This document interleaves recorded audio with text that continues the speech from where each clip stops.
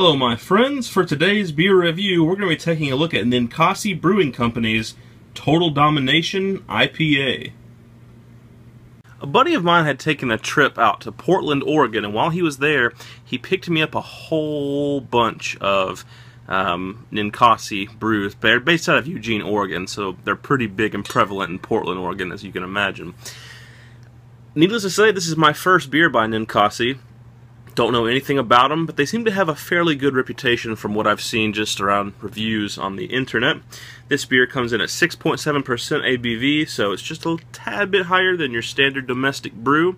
And the description on the bottle says, multiple hops collide in balanced perfection, dominating the senses and achieving total satisfaction.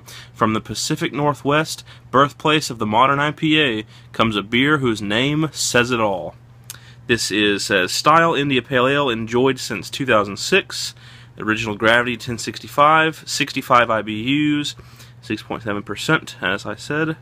Not much more to say about this beer, really. I'll be drinking this today out of my IPA glass. So without further ado, let's get the cap off. I'm going to take this cap off carefully because I don't have any lids from Ninkasi Brewing Company. Okay. Cap is off. Let's give it a pour. Straight out of the bottle it pours kind of an orangish copper color. Let's see if we can get a good head on this.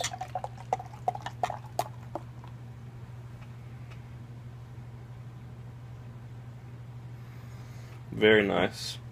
I gave it a good aggressive pour, generated an easy 2 fingers of kind of yellow honey, light honey colored, very soapy yet creamy head. Lots of little bubbles streaming up to reinforce it, as you can see, due in part from the IPA glass. This is one of the big 1 pint 6 fluid ounce bomber bottles, so I got enough here for another glass at least. Let's give it a smell.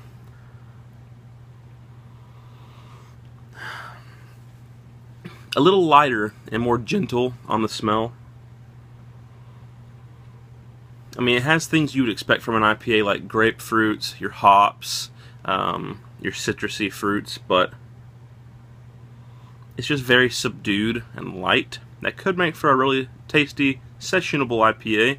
Could also make for a very subdued IPA. We won't know till we try it, but that's pretty much all that's going on with the aroma. It's just grapefruit and hops and citrusy fruits, but they're very quiet. They're very light smells. And as far as color goes, it is your standard color. It looks like dark copper apple juice in the glass. Without further ado, let's give it a taste and see what Ninkasi Total Domination IPA is all about.